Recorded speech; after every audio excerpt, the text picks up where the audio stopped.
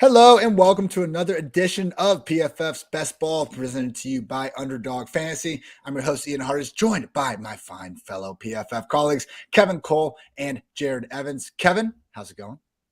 Doing well, doing well. I was just telling you guys off the air that this is the first post-draft fantasy draft that I've done here. So ready for some excitement here. I got some beef with some of the ADPs for some of these rookies, that's for sure.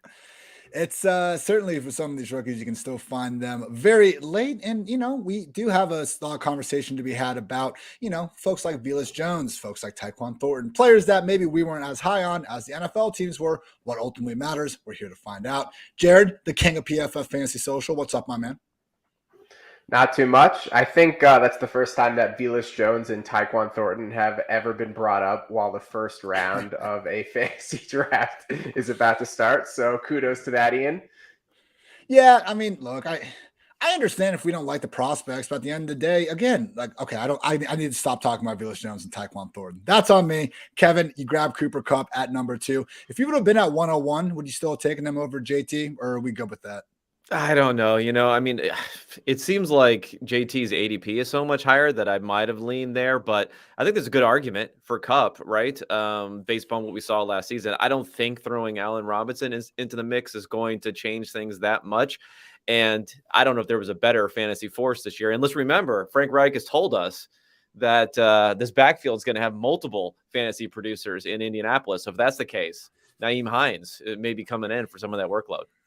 Kevin reading the May training camp tea leaves. Come on, man. Frank Reich doesn't know anything about fantasy football. You got to.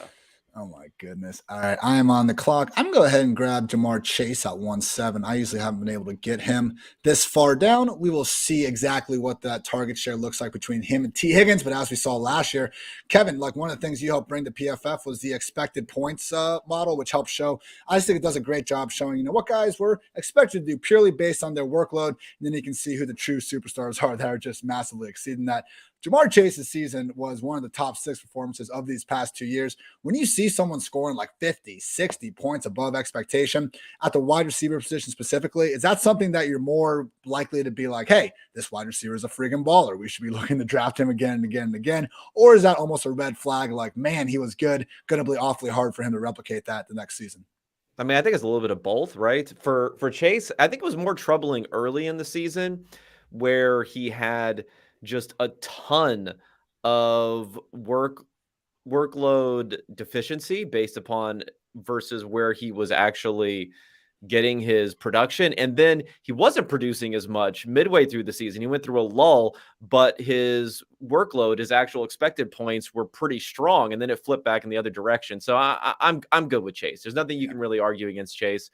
Whether or not he should be, the above some of these other guys like Justin Jefferson, his former teammate, I think that's an interesting question. I'm still leaning Jefferson, but you can't go wrong with Jamar Chase.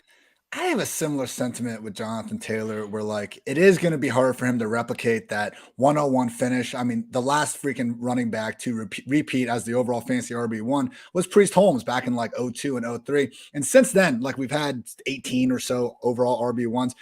None of them have even repeated, or not even repeated. None of them have even gotten it twice. LaDainian Tomlinson finished in second, 3 years. But the point is, it's okay if he doesn't finish first overall. The floor is still so high with the workloads and obviously the talents of each in their youth and their prime. Can't go too wrong there. Guys, Jarad, the big news of the day, of course, was Najee Harris reporting to Steelers camp at 244 pounds. Now, I will say, I did some digging. He reported last year, apparently, or at least there was already news going around that he was at 240 ahead of last OTAs as well. Jarad, are you adjusting the ranks, moving Najee down because of the extra weight? How are you treating it? See the best shape of his life, dare I say. No, I mean, Najee Harris is, I think, a guy who I have in my top 5 running backs. I just think his workload combined with the fact that he's now going to be entering his second season, kind of like Jonathan Taylor last year. Like he's a guy who I could see being the number 1 overall running back this year, and it wouldn't shock me in the slightest. So I'm excited on Najee with that 244 pounds and notwithstanding. I do find it interesting, Kevin, that like Najee last year was bad. I mean, pick a stat, any stat, efficiency wise, and he was not a good running back. Same was also true for Saquon Barkley and James Conner, but it seems like they're the ones kind of being dinged for it, while Najee is the one that we're just fine saying, hey, volume is volume. He's going to have a ton of it again. Any red flags in Najee, or is it just, again, too many touches to bust in a system that we've seen year and year again, just give their RB1 the workload that we wish every one of our fantasy backs had? Yeah, I mean, I think it's kind of too much to bust. Whether it's enough to guarantee some sort of high-end outcome, I'm not sure about. I'm a little bit of a quandary here coming up here. So what are we thinking? Kamara 6-game suspension? How long is this dude going to be out? What are you guys guessing? My guess 3 to 6, but I have no confidence. Because I would consider him here, and I may actually end up taking him, even though I don't like it that much. But Why not Fournette? I don't know. You know, I'm not huge on Fournette this year, but we'll see. I think am going to go with Kamara. I know it's a little bit early, but I'm hoping we'll get on the low side there, and that you can kind of fill the gap. You can fill those first few weeks a little bit easier than necessarily the last weeks when you have a guy missing. So I don't know. I'm going to throw him in there and just pray that it's not a 6-game suspension. I'll be interested to see how that ADP drops, even if he gets like a 3-game suspension. Because I think right now where he's going, RB10 or so, that's reasonable, even considering it. Because again, I remember when Le'Veon Bell missed the first 2 or 3 games. No one was complaining when he finished the year as the RB1 when it was all said and done. But yeah, the good news is I was actually talking to Matthew Collier, awesome Vikings beat reporter, about Dalvin Cook and his legal situation. Because I don't know, like, again, if there's these players are tied up in it, I won't get into specifics, but it's clearly not good and something could come out of it. In Dalvin Cook's case, apparently his legal team has been pushing that far enough down the road that it really doesn't look like there's going to be any sort of legal hearings and stuff before this season, aka Dalvin should be good to go with the NFL now, basically letting things play out before making the suspensions. But yeah, rumor is the Kamara video, and as we know, the NFL loves to, really make their opinion felt when there is a video to show things. So, Jarad, let's see, Kevin, AJ Brown, 3.2. Jalen Hurts, is he gonna get it done? I don't love it. But what are you gonna do? It's either Higgins or Allen. I mean, that was the other choice. So I'm gonna go with uncertainty there, that maybe he can get some sort of upside outcome here. I mean, then they traded away a bit for him and gave him the monster contract, so I'll take it. Man, are you fading the T. Higgins allure? I mean, if you do go by expected points, he actually had more than Jamar Chase. I think we've seen enough from the guy as well. With that said, coming off, I believe it was a labrum injury, surgery this offseason. Not ideal. Yeah, I mean, you're gonna have to split the pie a bunch of different ways there. So I think either one of those guys could pay off. I don't know about both of them. I don't know about the ceiling, I guess, because of that. I'd be more attracted to Chase ceiling wise, but I love Higgins. I loved him a lot last year. I think now, if you just think about he and Chase and Boyd, you got a lot of ADP wrapped up into those guys, and we'll see what Burrow. I mean, I'm confident in Burrow, but I'm maybe not that confident in the fact that he can carry that many high end outcomes. I am terrified to pick Michael Pittman versus James Conner right now. I don't know about Pittman. Like, that was the one thing that stuck out to me when I was really looking and rearranging some of my ranks, was to move Pittman down versus his ADP. I even think someone like Alec Pierce could be a sneaky guy to come in and be productive potentially as a 2nd-round pick who no one seems to like in that sort of range. Alec Pierce is one of those guys, and Dwayne McFarland and I were talking about this. Him and Jahan Dotson seem like players that people weren't obsessed with before the draft, but liked well enough. Then they went really far above expectation. Like, we're not penalizing them, but they're definitely not getting the same sort of bump that someone like Christian Watson, Sky Moore. I know landing spots are a little bit different, but yeah, man, NFL teams, Alec Pierce is worth a top, 52 pick. Should probably be paying a little bit of attention. Jarad, you just went with Michael Pittman, the one guy I was between. Are you buying the year 3 breakout? Because at this point, I mean, I remember pre-draft, Michael Pittman was kind of going in like the wide receiver 25, 28 range. Now you kind of got to buy him out where we're hoping he's going to finish already. Yeah, I mean, he's going to be the Colts' #1 receiver. And most importantly, did you see the quote that came out today where he said Matt Ryan can put it wherever he wants? I mean, come on. Pause. That's like the Donald Trump, the Donald Trump of quarterbacks. Is that what we're talking about? All right, guys. Well, I will say Matt Ryan is definitely an upgrade for that offense on the football field. I'm not sure what's going on off it. Kevin, you went ahead and grabbed Patrick Mahomes at the end of round 3. No, that's the other imposter Kevin. That's imposter Wow, Kevin. we have an follow this imposter, guy. Kevin. Don't follow this guy.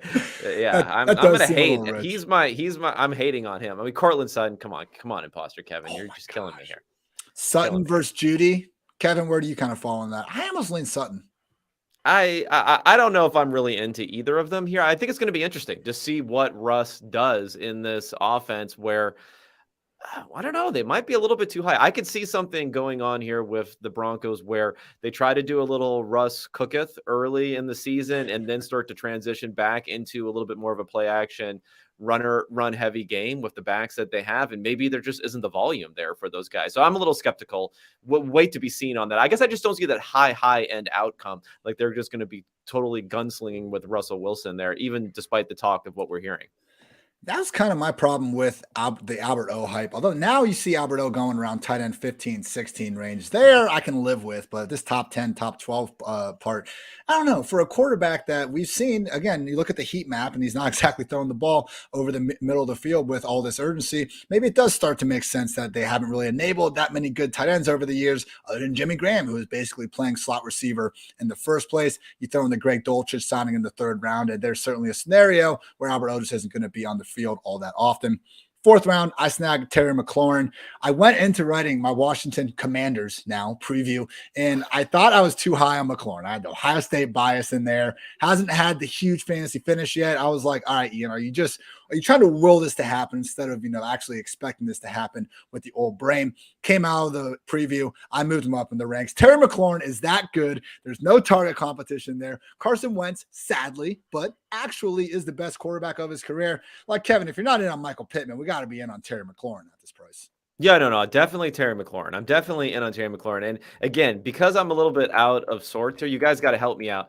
Because also Cam Akers was another guy that I looked at and I thought, I kind of like it. I kind of like it where he's going now as being someone who's going after a little bit more questionable running backs versus people were just frothing at the mouth for Cam Akers last season. What am I missing here?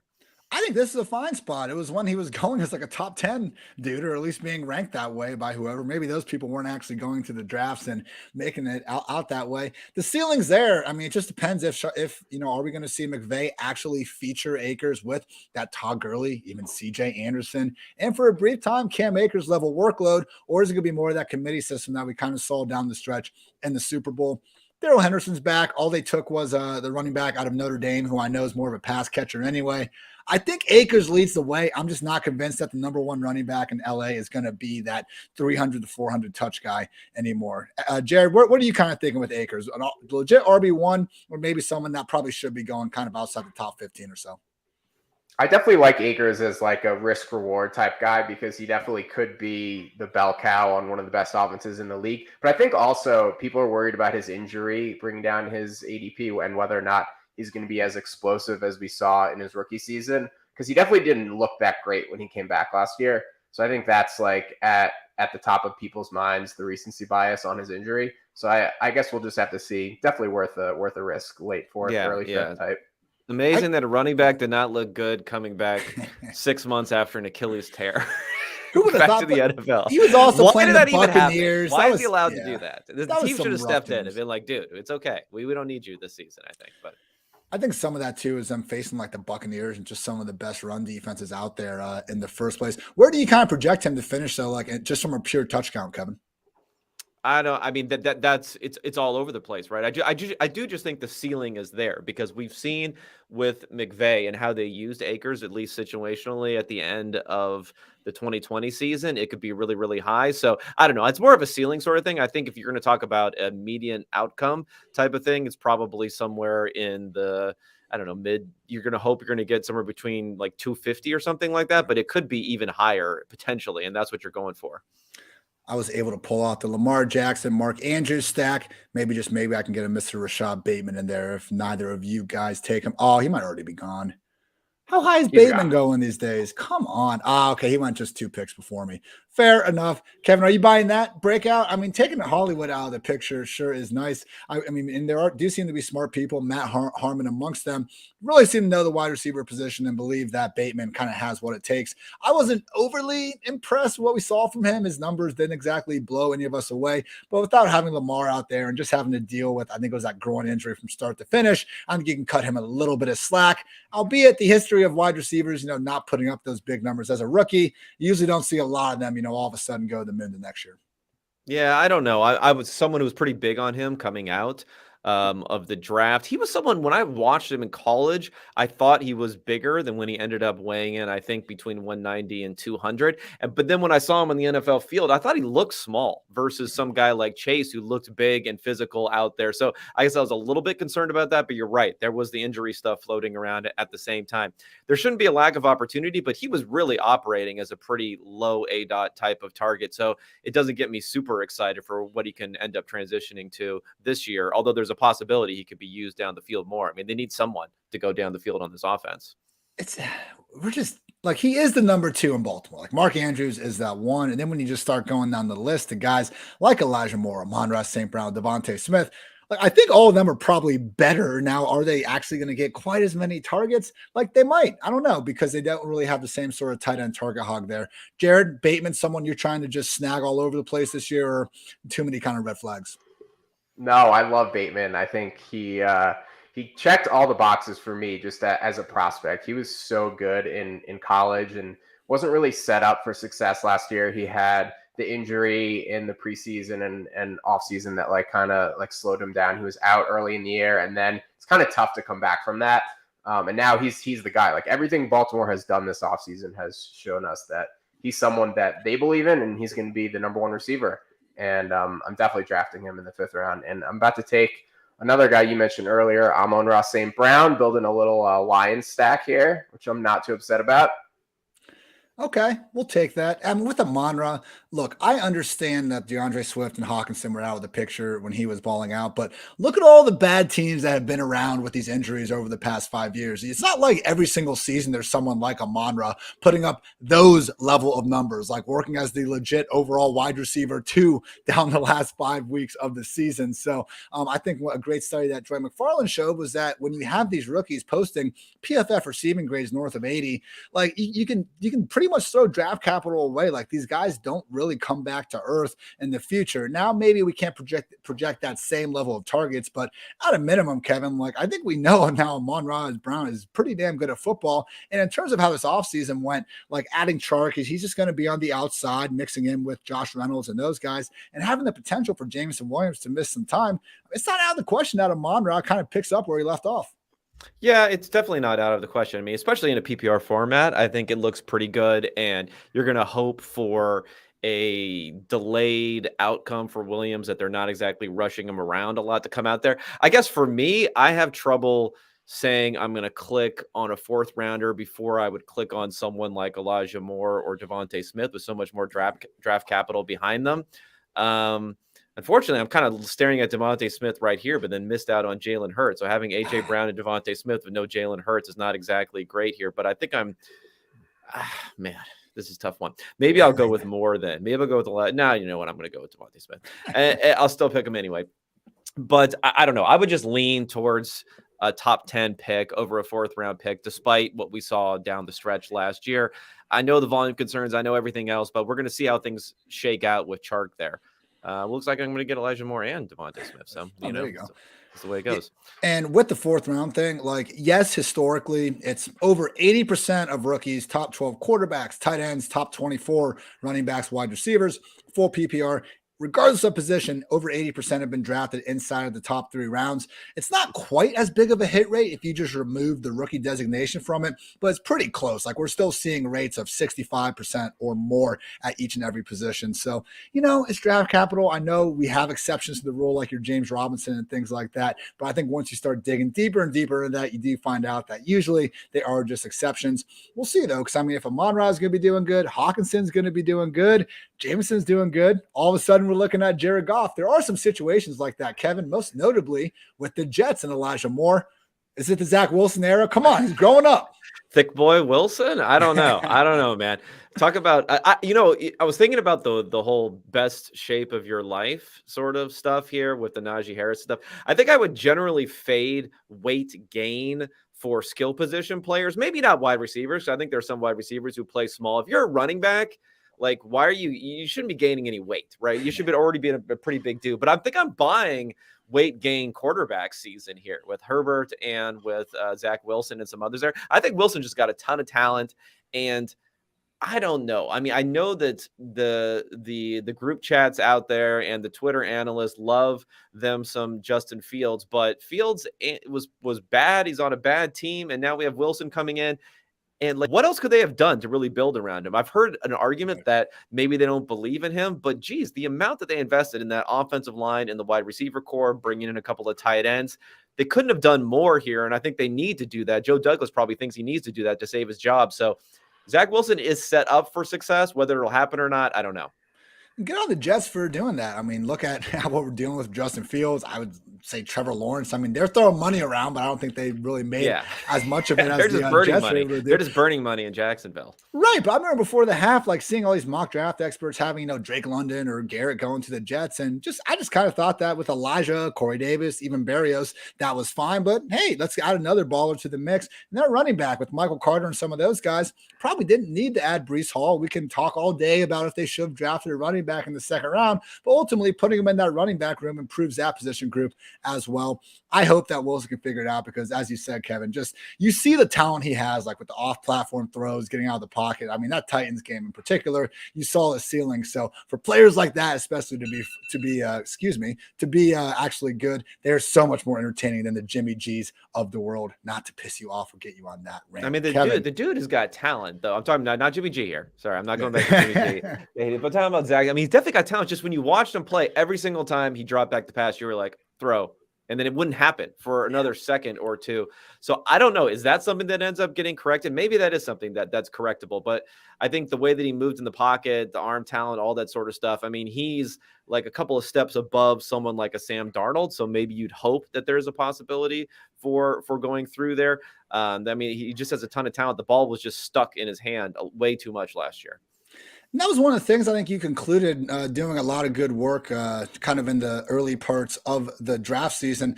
Looking at guys like Matt Corral, and the quarterback sack avoidance actually was one of the things that stuck out. And they're kind of one of the stickier stats, I think, projecting college to the NFL, correct? Yeah, it was that. And then a related stat, which would be their relative performance under pressure versus from a clean pocket. And that's something where it muddied the evaluation a little bit for Wilson for the fact that he was just sitting back there in college. He could have set up a lounge chair and just gone and taken a nap and then gone back up and thrown the ball sometimes. There just wasn't that much pressure on him. He didn't have to show the quick thinking sort of ability and thinking on the fly and improvisation that you would need in some of those circumstances. So that ended up being something that's still a little bit of a question mark for him. And maybe we shouldn't be that surprised that it's taking a season or two, although we don't see like the Josh Allen third-year breakouts that often, for him to finally come around. In the 8th round, I got my guy, Cordero Patterson, still very much the RB1 for the Atlanta Falcons. For the brand. We will see how that offense looks and for the brand. I got to start drafting Duke Johnson in the last round. I'm getting called out by people on Twitter and deservingly so. So, Jarad, as we get through 8 rounds, how are you feeling about the squad? What are you looking to fill here as we get into the double digits? Squad's looking good. As I mentioned, I was building a bit of a Lions stack, although I decided against drafting TJ Hawkinson in the 8th round in exchange for best ball extraordinaire Tyler Lockett. So happy about that. Also have Darnell Mooney, Lions versus the Bears, week 17. So gotta stack up that game while you can. And the number 1 fantasy football running back, Austin Eckler, leading the way. So love to see it. Great stuff indeed. Kevin, I snagged a couple of these running backs, Clyde Edwards-Helaire and Cordero Patterson, pick 79 and pick 90. I don't love the guys, but it's kind of similar to what you were talking about with Cam Akers. Like, okay, at this point in the draft, we can get a starting running back that has tons of pass catching upside. When you do look at Underdog, it's only half point PPR, not full point. But man, all the way down there, I think you can throw Miles Sanders in that mix At that price point, if I am going to go with, whatever the kids are calling it, 0 RB, modified 0 RB, if I only have one running back or 0 running backs, like I'm actually pretty okay scooping a couple up in that range. Yeah, no, I agree. I mean, it's opportunity cost, right? So in this sort of range, we're talking about passing up on Christian Kirk, Robert Woods coming off of an ACL, Garrett Wilson, a rookie we don't know that much about, maybe post-hype sleeper, Chase Claypool could be someone interesting. Tyler Boyd, those sorts of guys in that range. So yeah, it's all about opportunity cost. If it's a couple rounds earlier, the wide receiver talent is so much higher in that range that I wouldn't want to make that move. But around here, you're just not going to lose as much going for something like that. Now, this is tough. I'm looking at Chase Edmonds, Garrett Wilson. I might go with some Christian Kirk. Christian Kirk might be overpaid, but when you pay someone that much money, I am going to follow the dollars a little bit. We've seen him put up some good enough numbers in Arizona. Maybe Trevor Lawrence is the one that makes a little bit of a leap. Out of Fields, Wilson, Lawrence, Kevin, is there any kind of one that you just, it sounded like Fields is the one that you're kind of the most concerned about. Where would you kind of put Lawrence between Wilson and Fields in terms of hoping that you can take that next step, or is he still on another playing field? Because my God, enough people said he was the best prospect since Andrew Luck. Better see more of that this coming year if we're going to stick with that. Yeah. I think you better see some more of that. I mean, I guess I would lean towards him over Wilson. I mean, he also was a little bit better at the sack avoidance stuff that we talked about, not only in college, but last year he was pretty good at that. He just did not have much upside with his throws. I think he went a stretch of 7 or 8 weeks with one touchdown pass. It was just really ugly as far as the upside sort of thing, because he didn't really have anyone who was going to make any plays. So you're going to hope a little bit more of that comes through this year. You have a change in offensive system, obviously, with Doug Peterson coming in. So that uncertainty is a good thing when you're coming off of a poor season. I guess, though, I think even in real life, I know Trey Lance is a popular fantasy guy. I just ended up swooping him up to patch him with George Kittle. But I mean, my thing is I've seen people be higher on Fields than on Trey Lance, and I just don't know how you can do that. Like, I would rather have a guy who didn't play at all than a guy who played and was garbage and has no help going into the season. At least from a real football perspective, I've seen some people be higher on Fields than Lance, and it kind of shocks me. I think that's out of bounds for a fantasy perspective. Most people seem to be on Lance over Fields just because of the extra run game usage. But no, I think that's a very good point. And for Lance to also, I believe, to have been dealing with that finger injury all year, they were both banged up. But my God, let's pick the one that actually has talent around him and is being coached by Kyle Shanahan at this point. So is anyone buying Jimmy G not being traded or coming back and just throwing the Trey Lance bus driving off of the cliff for a second straight year? I mean, these aren't trade rumors. This is Kyle Shanahan literally saying that they still hope to trade Jimmy Garoppolo. Yeah, I know. That's what I'm thinking. Like, you don't say that about a guy that maybe you'd prefer to keep, right? You wouldn't say we want to get rid of him. And I've also seen this thing out there. This kind of always annoys me a little bit of this, the fact that teams should be pretending they want to retain a player in order to drive up his trade value. It's like no one buys that. If you're not going to say, "Oh, I really love this quarterback, I want to keep him, I really don't want to trade him, but I'll trade him to you," like that doesn't work. That doesn't no one's buying that sort of thing. So so he doesn't really care. He's like, we're going to trade this guy away, and we're going to take the best offer, and that's what matters more than anything else is where the offers come in. There was another quote from Shanny earlier in the offseason where I think he was talking about a new quarterback coach that got added to the staff. And he was basically just immediately goes into how great it's going to be for Trey and doesn't even mention Jimmy and stuff. Like, come on. They did not, you could talk about if Shanahan wanted Mac Jones or if he didn't. But at the end of the day, they took the guy with the 3rd overall pick. I don't think they need to run through this, charade of the Jimmy G season, trying to realize an untapped ceiling that just isn't there at this point. But Kevin, if they do go to Trey Lance, which it sure seems like they will, who's going to be the odd man out? Because Debo's coming off an absurdly efficient season. And let's face it, that second half workload as a receiver wasn't fantastic. Isaac was quietly a top 20 guy, I think, during the second half of the year after he got out of that doghouse. Kittle, for my money's worth, best real-life tight end in the world. But, if he's only getting 100, 110 targets, might be tougher for him to compete with the Kelseys and Andrews of the world. Who do you think loses the most from having Trey Lance under center? I think it's probably a volume type of play that would lose the most. So I don't know. I think the receivers, maybe the split between them, just the overall amount that'll end up going to them could be a bit lower. Kittle is some guy who can work down the field and will be a pretty easy read on some of the progression. So I don't know. I think it's going to be between. I mean, Debo's just his efficiency is just ridiculous from last year anyway. So he has some headwinds no matter what. But I'd say it's between those guys probably, and especially Debo in the running game where you can just use Lance himself instead. Jarad, we saw Elijah Mitchell, week 1 waiver wire all-star. And yeah, he got hurt again, but then everyone that kept him were pretty happy with their investment, I think, by the end of the season. With that said, you look back at Kyle Shanahan's history, it's been a different running back, I believe, leading the team in fantasy points 4 or 5 years running. Tyrion Davis-Price was a top 100 pick. Trey Sermon must have meant something last year. Jarad, how convinced are you that Elijah Mitchell is still the guy in San Francisco, or are we going to maybe see a little bit more of a committee situation, or someone else is taking over?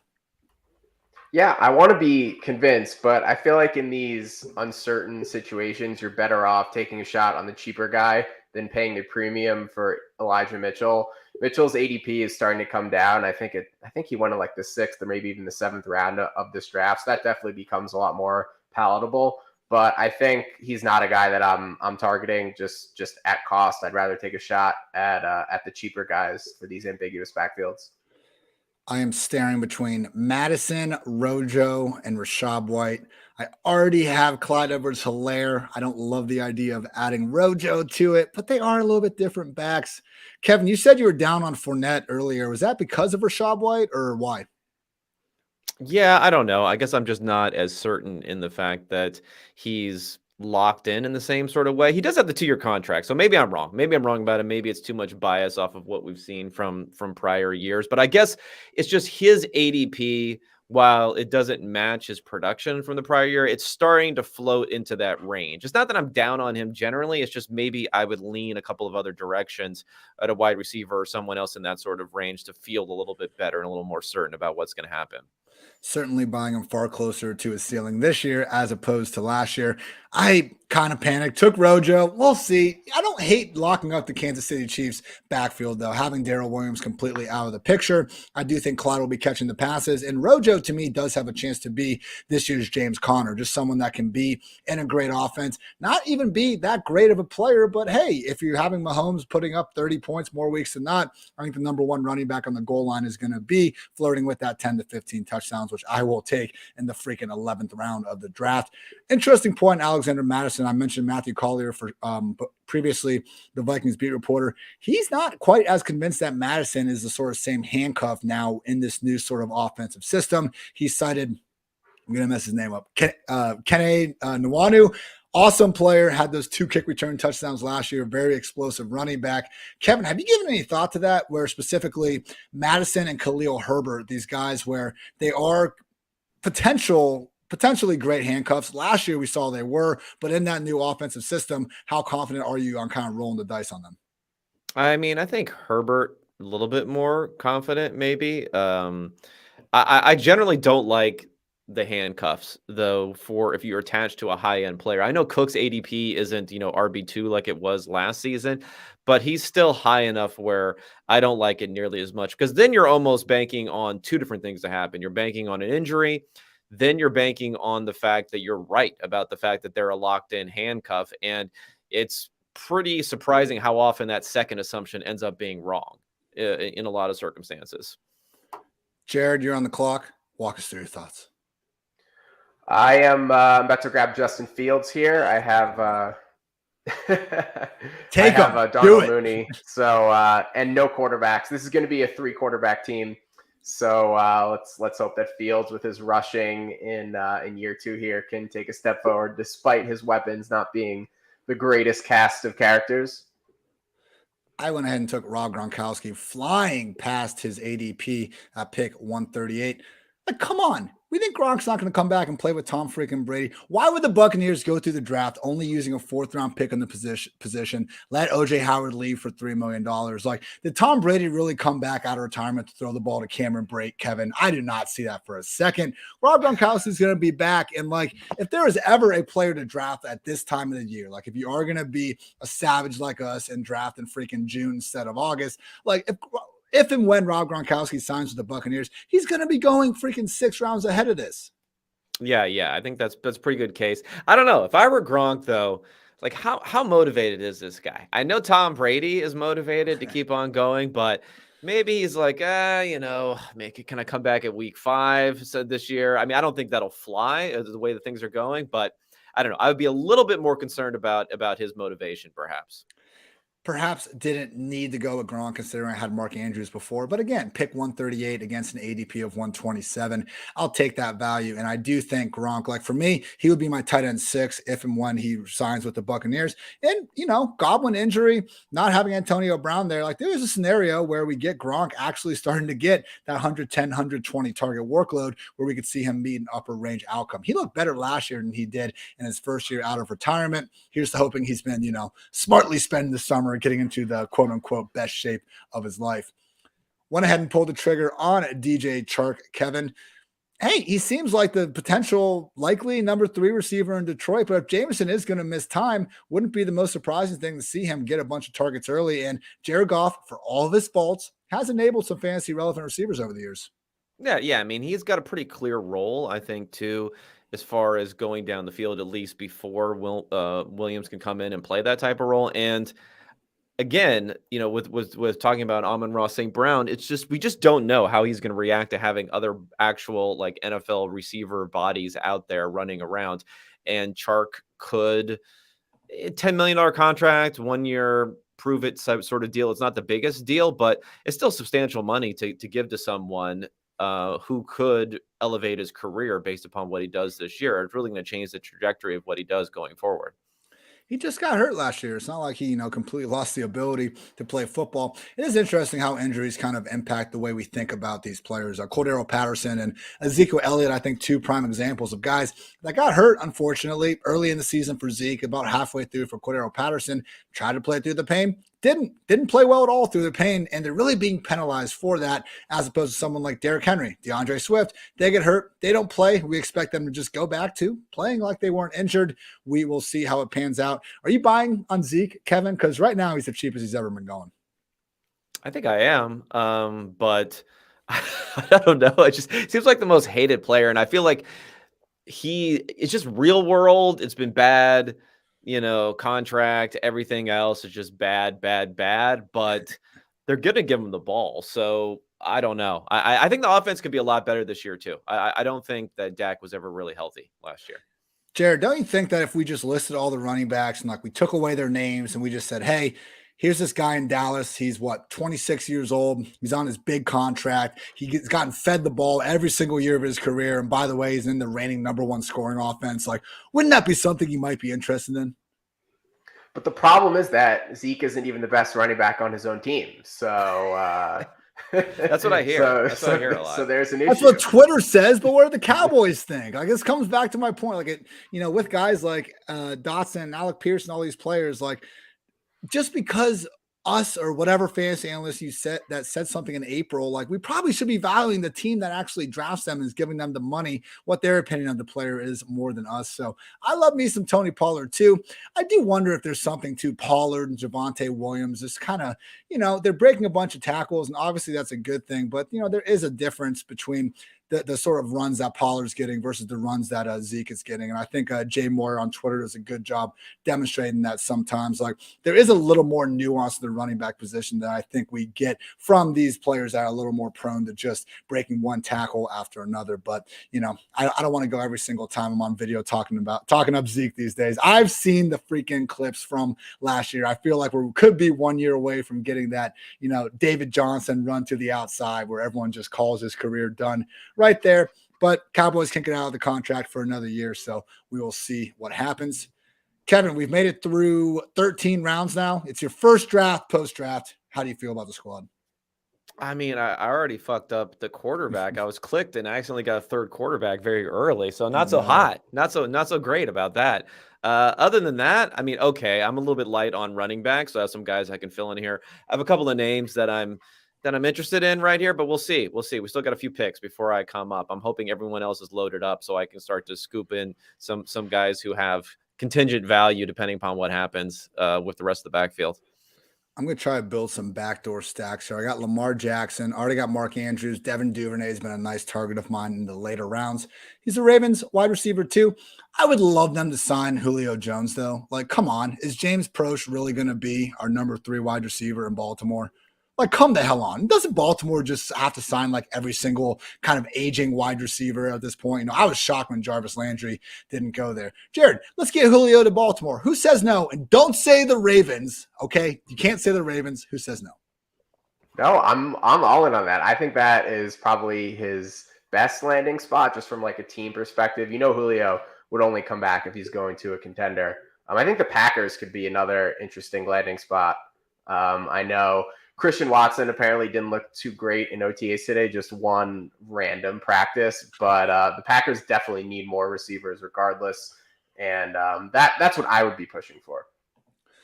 Kevin, how do you feel about someone like Julio who let's see, where is he going? Wide receiver 86, ADP overall pick 196. Like, doesn't matter. Pick any of the 32 NFL teams out there. If he goes there, he's going to be going ahead of that. Why not throw a late round dart? He's playing football this year.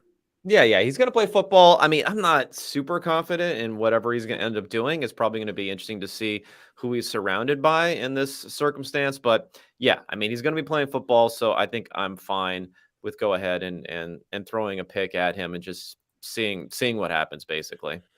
Will Fuller off the board, similar sentiment there. OBJ is the one where I am drawing the line a little bit because at some point, you know, with as I lose my train of thought.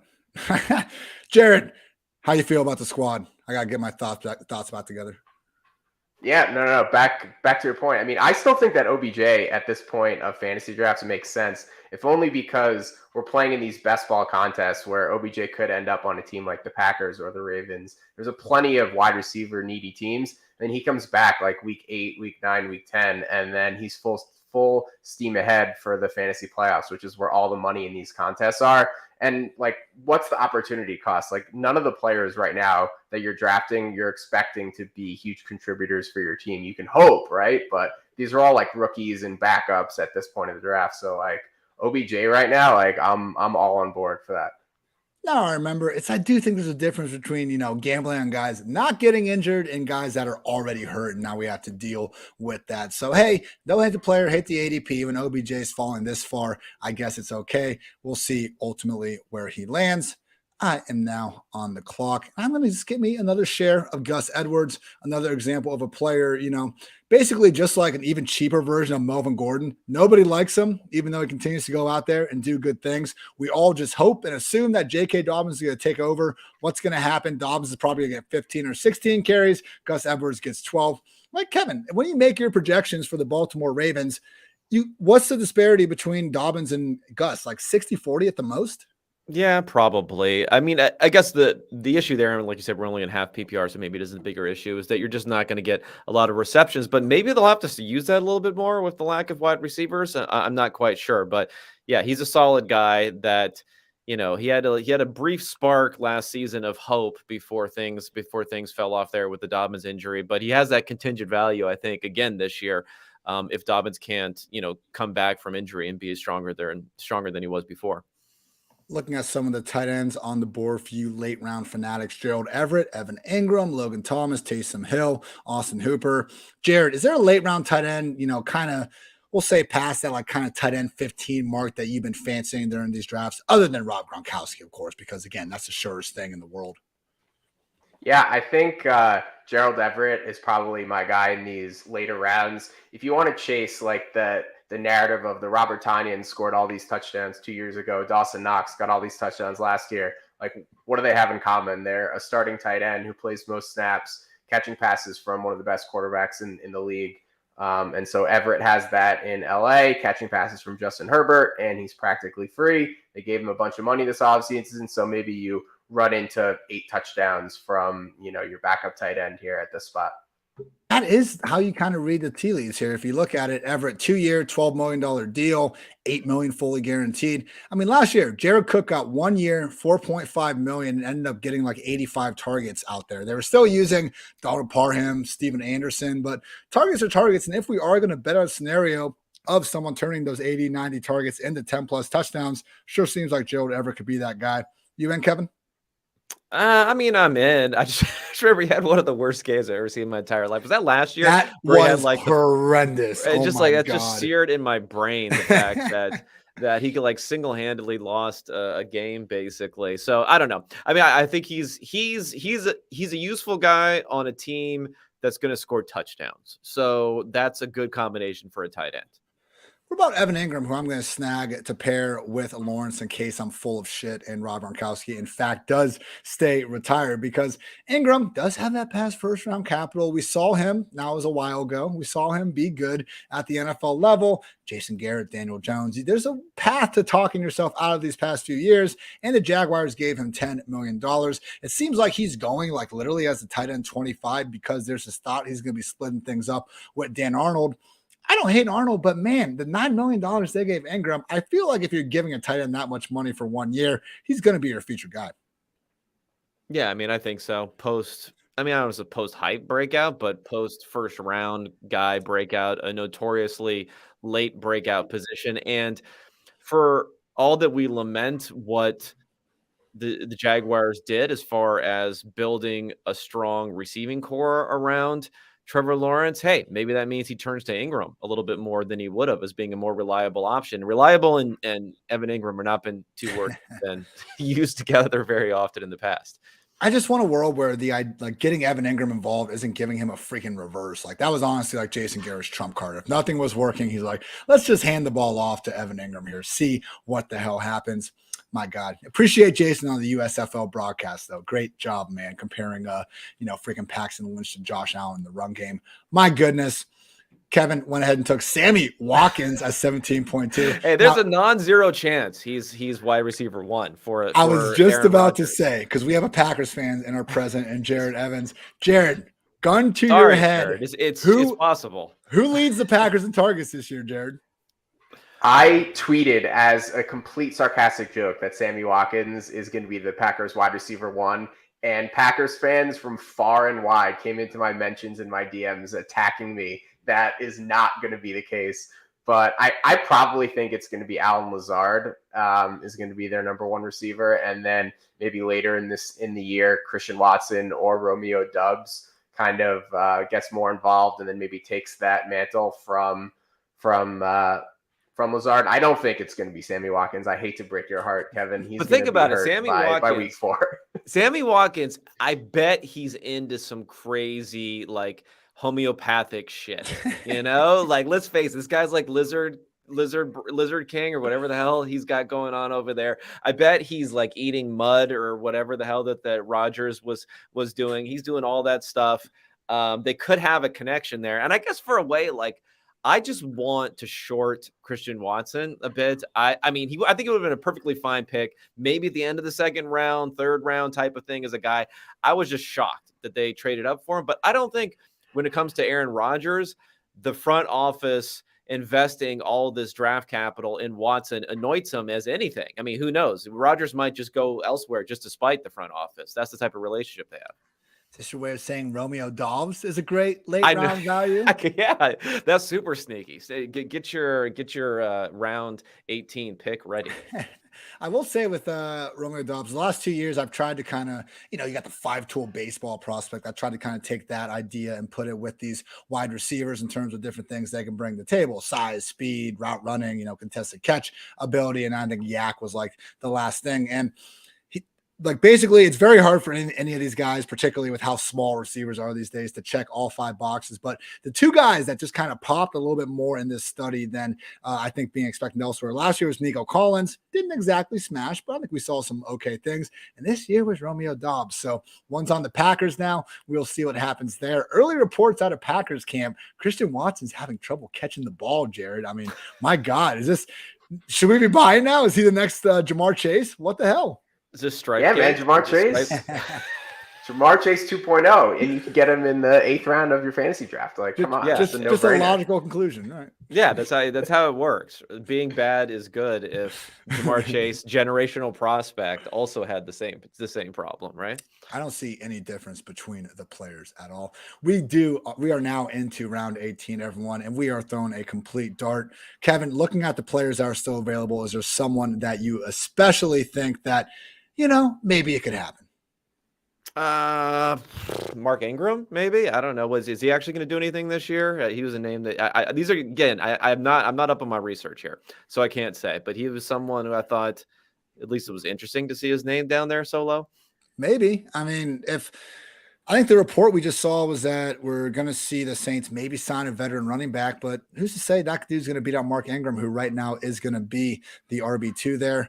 I'm looking at Byron Pringle, who low-key got $6 million from the Bears. He's going to be in 3 wide receiver sets. That's a lot more than a lot of people at this point in the draft. What about Terrace Marshall post-hype? Do something. Is he going to beat out Brandon Zylstra this year? Like, my goodness, I don't know. man. I don't know. Do something. Just with that stick meme where you're poking him, like that's a possibility there amongst all these wide receivers. I mean, Brian Edwards, wide receiver 1. Stop it. That's Auden Tate's job.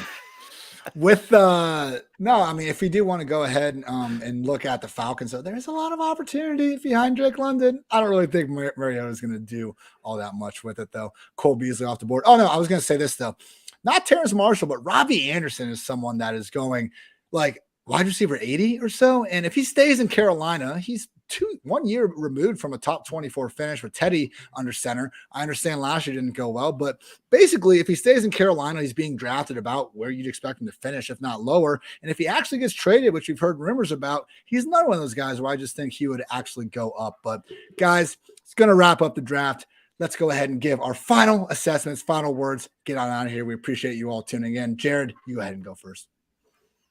Yeah, so I mentioned my Lions and Bears stacks, and then I added a nice little Colts stack with Matt Ryan, Michael Pittman, Alec Pierce, and Big Mo Alley Cox. Have some good running backs in Eckler and DeAndre Swift leading the way. I think my favorite pick of the draft was getting James Cook in like the 9th or 10th round. There's definitely a shot that he's the number 1 running back in Buffalo. Like, it's certainly not out of the realm of possibility, and he should be super involved in the receiving game. So I like the squad. Tight ends kind of stink, but we'll rally. Hey, man, the later on tight ends always look good, and then you get into week 1, and I'm staring at teams full of Chris Herndon and Jace Sternberger out there. Kevin, how'd your first draft go, man, other than the 3 quarterback circus? Yeah, not so hot here. Although I will also say, Jarad, from now on, whenever you're discussing, you don't want to use Big and Cox in the same phraseology. That's exactly the point. Is that okay? I didn't realize that was a bit you're doing here. I mean, I'm okay. Whatever. Who knows? That's why you draft these things. They're $5. You put it out of your mind. This may be like one of those bury the football moments. I may need to go bury the mouse here and then start over on the next draft going forward. I do think that point about just going through the drafts is one of the processes that we have to engage in, because I think setting the ranks and doing things like that, it's, we take a lot of time to do it, but there's a difference between, moving a guy up and down on your Excel document, when you're just chilling, versus actually being on the clock, even if it is just $5. Those are 5 hard-earned dollars. You want to put them towards something, got to make that player at the right moment. So thank you as always for tuning in. And everyone, remember, you can play $10 with promo code PFF over Underdog Fantasy and get a free Underdog subscription. This is the best deal we have right now. If you're planning on getting a PFF subscription before the season, this should be your opportunity if you do not already have an Underdog account. Again, sign up, use promo code PFF, and all you got to do is play $10. Promo code PFF and get that free PFF subscription. We're not like selling you something. Like, this is something that is going to hopefully make you even more money. Let us help you make money. That's the freaking goal. Why not? It sounds like a good deal to me. So again, promo code PFF, $10 over Underdog Fantasy. Go get that free PFF sub. For Kevin and for Jarad, I'm Ian. Thanks so much for tuning in. We'll be back next week, drafting more teams. Enjoy the best ball summer, everyone. Take care.